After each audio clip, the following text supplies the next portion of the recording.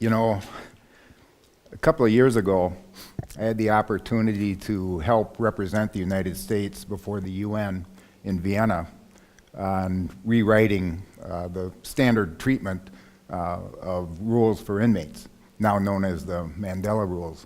I feel kind of the same way today because as I was looking at all the flags of the world, I kind of thought, what the hell am I doing here? And I feel the same way today, so it's an honor for me to be here. Let me give you a little bit of my background. I started as a deputy sheriff in Dane County here, did that for 11 and a half years. Last 7.5 of those years, I was an undercover narcotics detective, also was involved in investigating homicides. Last 4 of those years, I attended this great law school, and I graduated on a Sunday, and that's when my world started to explode, that piece of paper. Monday morning, I joined the Dane County District Attorney's Office as an assistant district attorney, walked in the door, was immediately handed 500 cases. I called it trial by disaster. I was then recruited to join the U.S. Attorney's Office as an assistant U.S. attorney. I did that for a while and then was recruited to throw my name in the ring to become Dane County Sheriff. And I did, and was appointed and then elected and re-elected for 4 terms. As a Republican in Dane County, the governor asked me to do that, which is a different story. But at any rate, I went into the private sector and did that for a while, and then when 9/11 happened, I tend to be fairly patriotic, and I wanted to get back in the government. Ran for DA as a Republican. You all know, especially the Dane County natives, that if my shoe would have run as a Democrat, I would have been beat. But ultimately ended up running Wisconsin Corrections under Governor Jim Doyle. New governor came in, and we weren't really on the same plane. I became dean at Madison Area Technical College of Human and Protective Services. I did that for a while, and then one morning, my wife said, "You know Tom Clements?" And I said, "Well, I'd met him a couple months ago at a meeting, but I don't know him. Why?" And she said, "He's been assassinated." Tom Clements was my predecessor. So, as the executive director of the Colorado Department of Corrections, I got my job the worst possible way.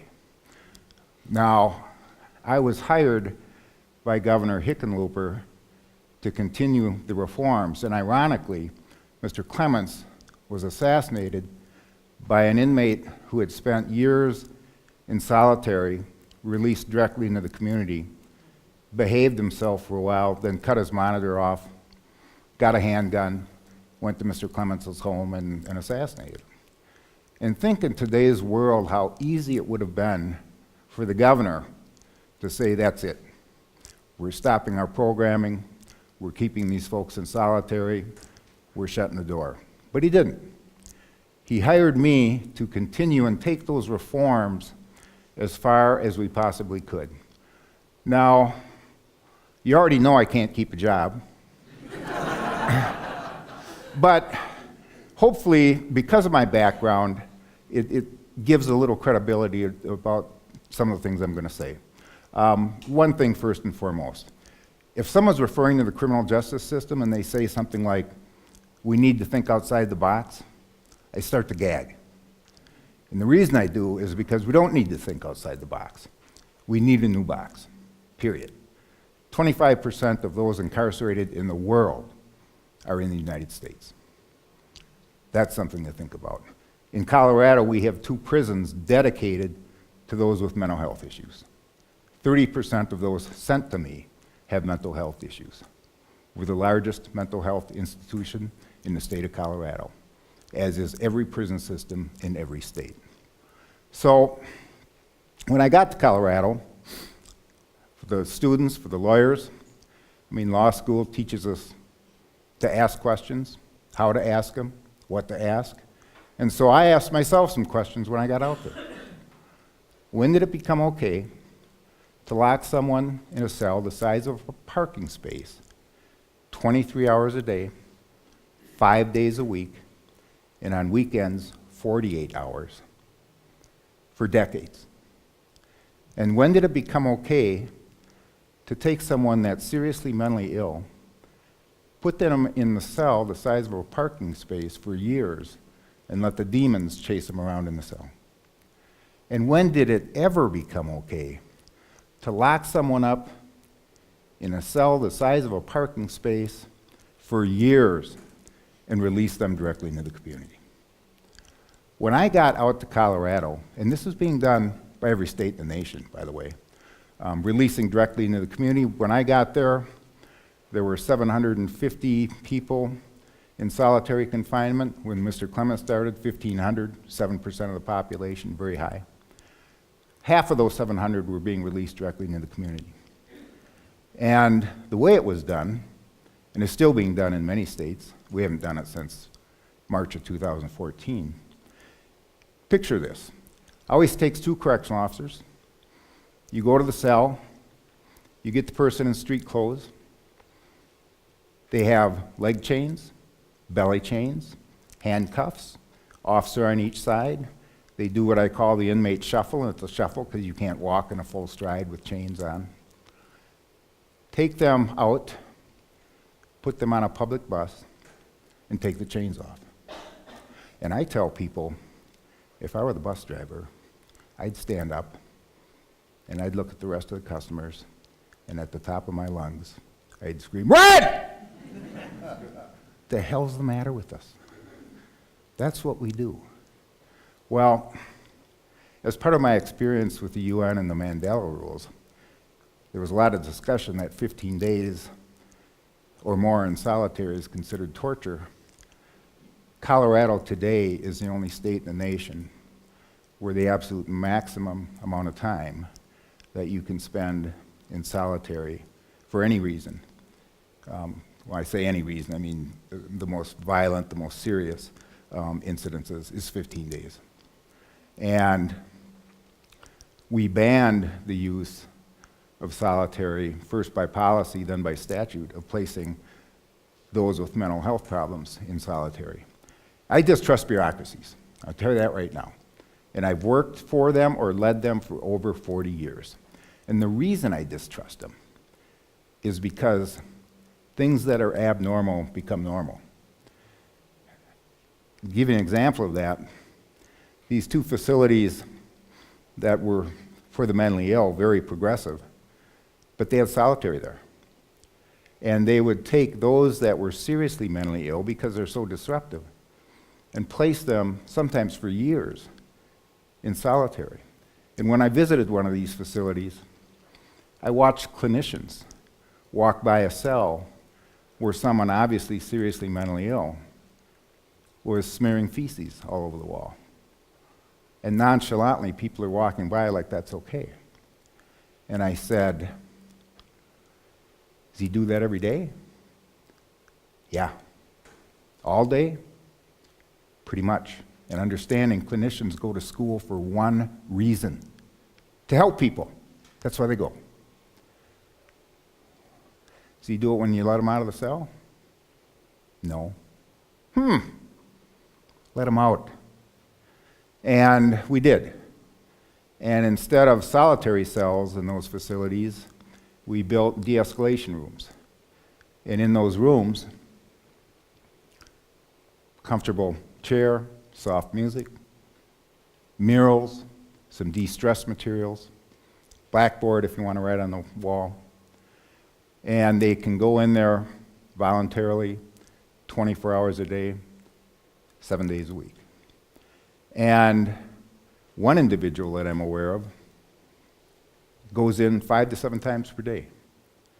You know, when we first, that's 5 to 7 times per day he's not blowing up on someone. When I first started that and banned solitary, a really good sergeant emailed my deputy and said, "You're going to get someone killed." Because no one in the country's done what we were doing. 6 months later, I was taking a professor from Stanford through that same facility. The same sergeant was working, and unsolicited, the professor said, "So, with these reforms, have things changed?" Sergeant kind of smiled and said, "Yeah. Professor said, have incidences drop? Sergeant kind of smiled and said, yeah.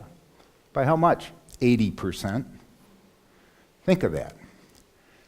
The interesting thing is, our reforms are now solidified.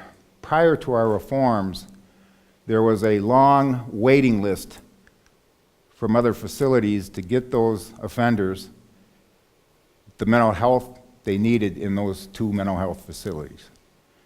Today, because of our reforms, there's empty beds in both those facilities.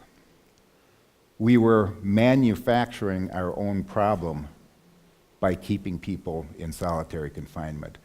And I'm going to end the solitary confinement part and jump in. And when my time's up, someone's going to have to drag me off here. You know, across the United States, solitary is overused. And what it means is, by overuse, is we're sending people out worse than when they came in. I talked to Dr. Craig Haney. I've done some work with him. He spent his life studying and helping people that were involuntarily placed in segregation. He did a fascinating study. And that study was, Pelican Bay in California used to be, if you were a gang member, you spent your whole sentence in isolation, 40 years in isolation. He did a study and evaluated, about a decade ago, those in Pelican Bay. A few years ago, he went back, they were still there. And once he finished his evaluation, he said he's only seen the degree of loneliness in that group and one other group of people. And of course, he asked why, and the answer was terminal cancer patients. So, this is America. What are we doing? My thing now is, there isn't one prison built in the state of Colorado to handle the people that are being sent to me. Period. Those facilities, concrete and steel, just by the way they're made, manufacture violence. I will tell you that right now. And until we change in this country the way we incarcerate, it's just going to be an evolving circle. Give you a quick example. If you haven't been in a prison cell, stainless steel toilet attached to a stainless steel sink. The difference between European corrections and American corrections, they invest in corrections, we invest in efficiency. A big difference. Can you imagine, any of you, in your apartment or your home, that you go out and you buy a home where your toilet's attached to your sink, and you better hope 2 of your family members don't want to use both at the same time? Or how about every time you want to wash your hands, you got to lean over your toilet to do it? But if you really want the experience, tonight, when you're going to eat dinner, take your plate, sit next to your toilet, and eat it. That's the way we treat people incarcerated in the United States. And the one last thing, because I'm out of time, is this. I had the opportunity to visit the Swedish prison system. They've come to us, we've gone to them. We've now started an exchange program between their officers and our officers. I do it so that I can start getting our officers seeing a whole different way of being involved in corrections. But to give you a quick example about mass incarceration in the United States, Sweden has a population of 10.3 million people. Their director, Nils Oberg, who's a friend of mine, has everything. So what I would consider, and we would consider, the county jails, the state prisons, the federal prisons, are all under his umbrella. Less than 5,000 people incarcerated. State of Colorado, 5.3 million population. I have just the state prison system, about 20,000 inmates. And I tell people, I've met a lot of Swedes over there, and they were really nice, but they weren't nicer than Coloradoans. And obviously the point is, what the hell are we doing? We're putting too many people in prison. And then finally, for the students in here, if you think one person can't make a difference, I did that 20 hours in solitary as an inmate because we were doing an internal newsletter, and I thought, I'll walk the talk. It wasn't a big deal to me. I've been in and out of solitary cells in the criminal justice system, I don't know how many times, but I never spent almost 3 shifts in one, and not as an inmate. I got out and I was going to write it up for the newsletter, wrote it up. I thought, maybe there's more legs to this than I think. I gave it to the policy advisor for the governor and said, what do you think? He said, oh yeah, this can go somewhere. He goes, where do you want it to go? And I said, well, the New York Times has taken an interest the last several years in the overuse of solitary, but it hasn't gone anywhere. I said, let's give it to them, see if they want it. They wanted it. And I knew, of course, when it was going to come out. But what I didn't know and didn't realize, 10 o'clock that morning when it came out, the advisor from the governor called me and said, Rick, I've never seen anything like it. I said, what? He said, virtually every city in the United States has printed that article. There are some that say what I did, and I didn't realize no one in my position had ever done that before. And if I had known that, I probably would have done it 30 years ago. But the point is, people have said that started the national debate on the overuse of solitary. No, it hasn't. Threw a hell of a bucket of gasoline on it. But what it did do was virtually every state in the nation and other countries now are looking at what we've done, because we've made Colorado safer by our reforms. And it was that one incident that started it. Think of that. So everybody in here, and especially the students, be relevant, because you can be, and you ought to be, and you've got this great school that you're going to. So thank you very much.